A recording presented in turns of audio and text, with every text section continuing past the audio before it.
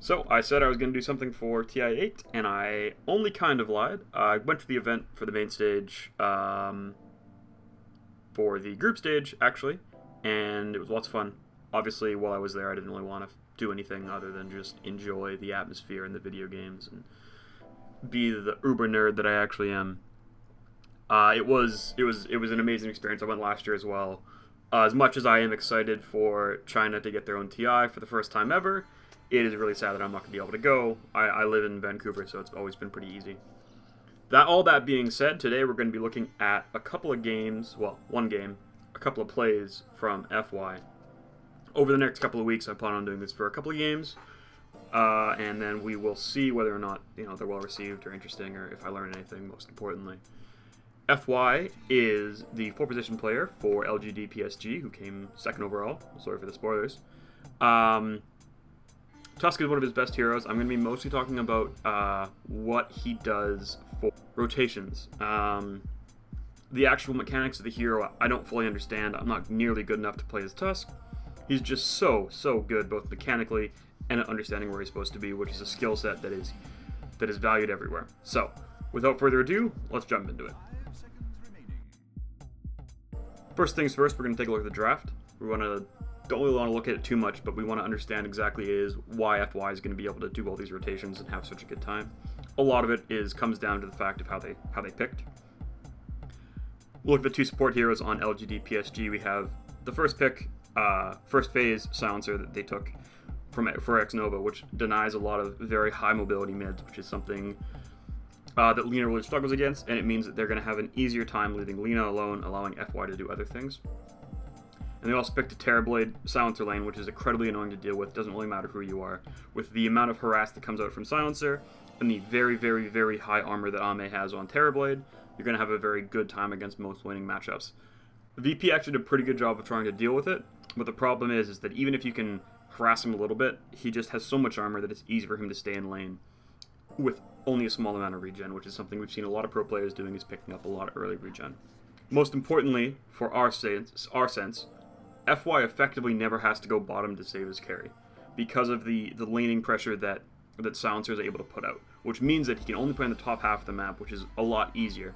With the offlane Weaver that LGD has, and you'll see here in a second he goes Bugs level 1, he has to stay top.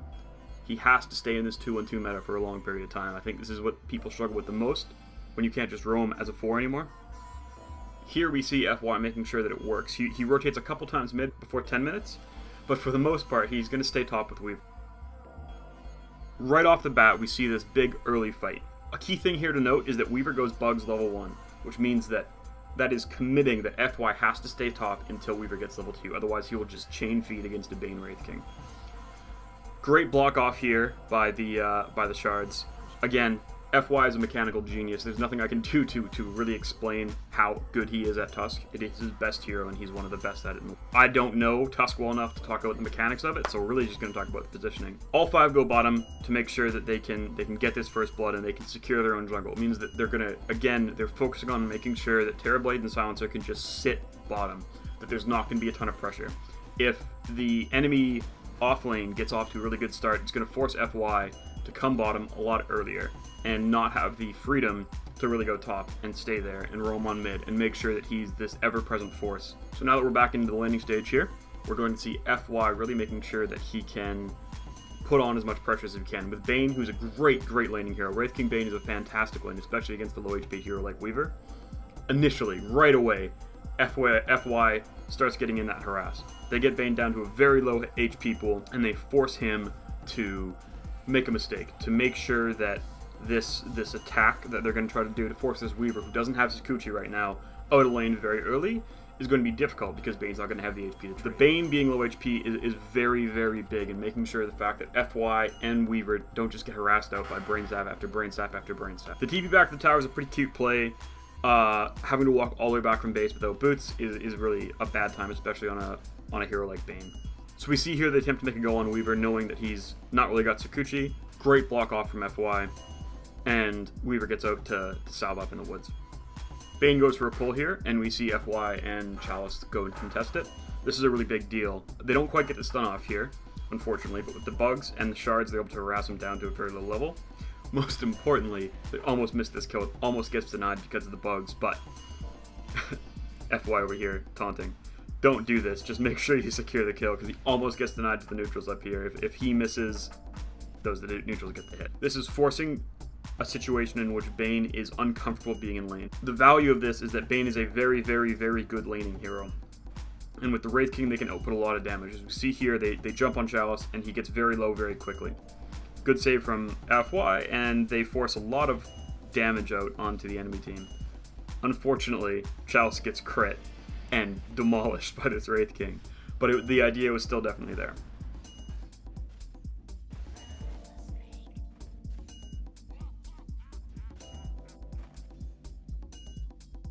So we're now at about 4 minutes into the game, and we're going to want to see FY starting to make a rotation towards the rune here. He is a little bit late on this, but it doesn't end up mattering because the rune's bottom anyways.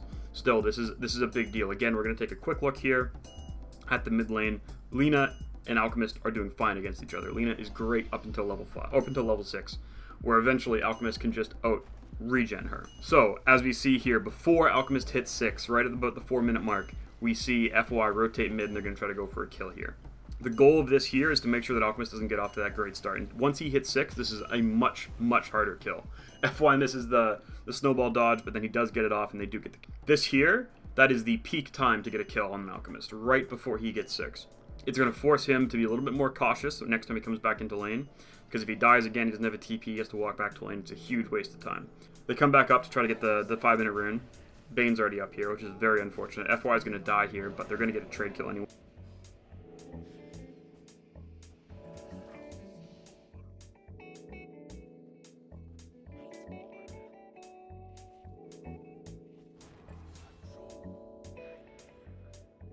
We're 5 minutes into the game, and FY has made a multitude of rotations, both making sure that his top lane's going great and his mid lane's going great.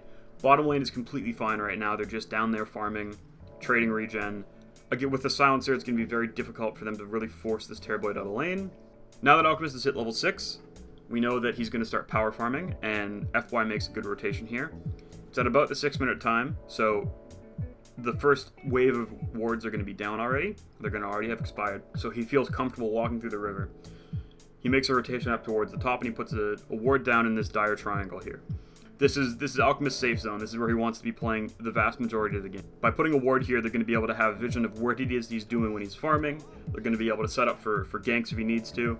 FY gets very lucky here, walking back to lane after being spotted in the jungle, getting a harass on the country.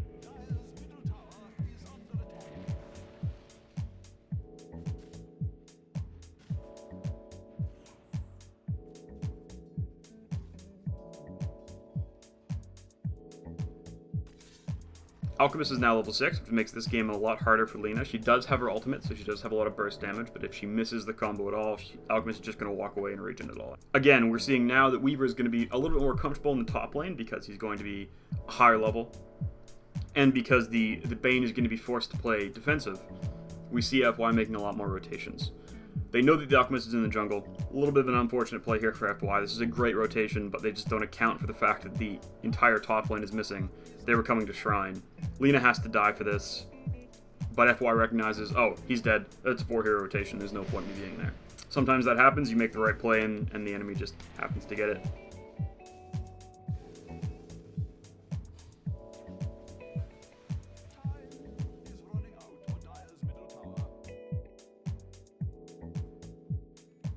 Right there, we see FY rotate behind the tower. Great play. Because it's nighttime, he's not going to get spotted. And we see that come to fruition here when he gets the kill on Mirana. Pretty simple play.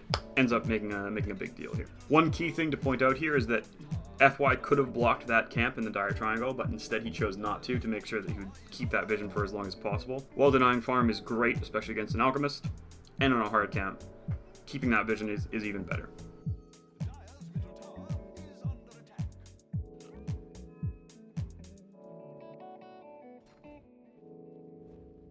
We see a smoke up here from Xnova and FY.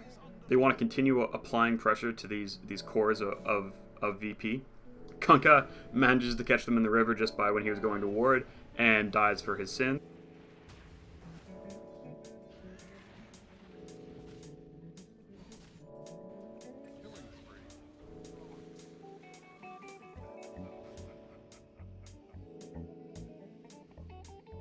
We see a rotation in from Lena.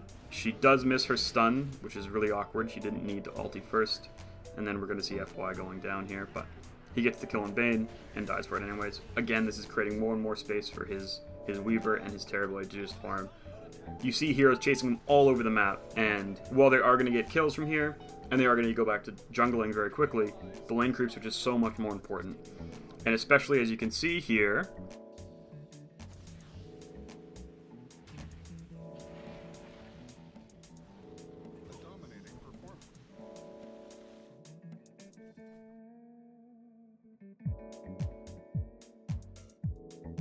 it's 9 minutes into an Alchemist game.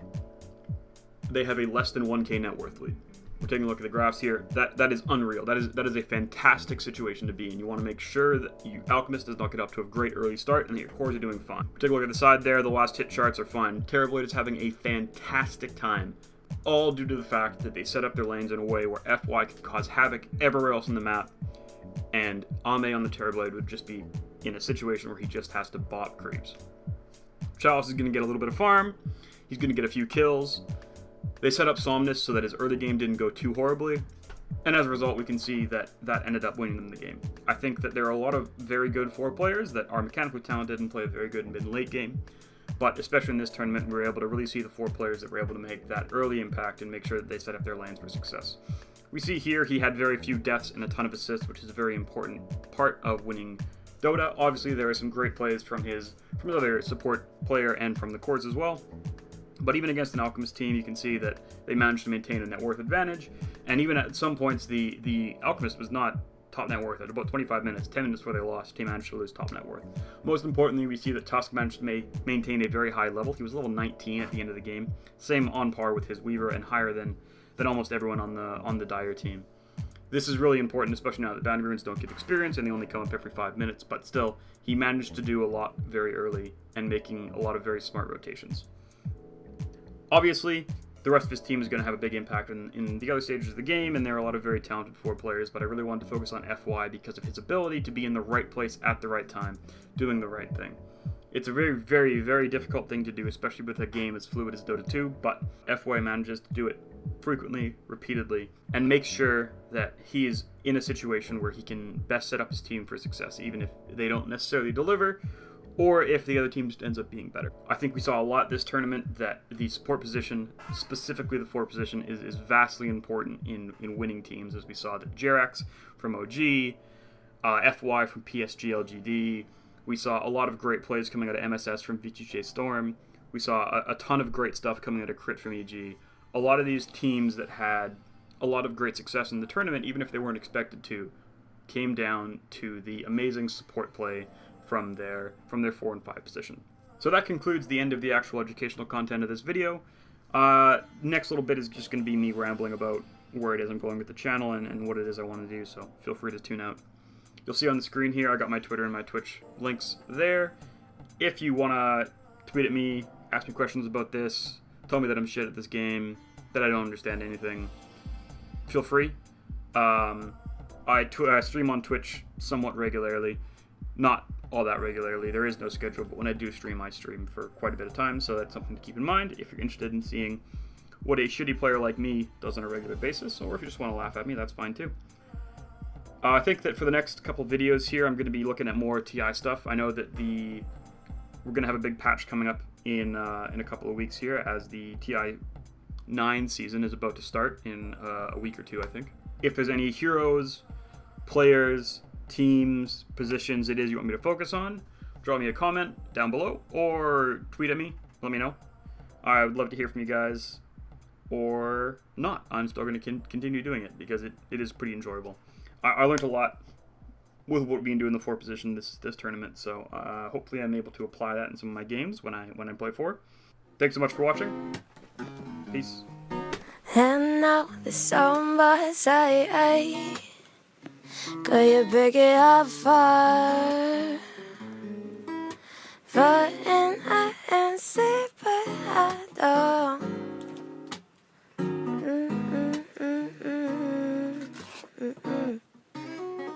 That's so cool. How do you do that? I'm geeking out right now.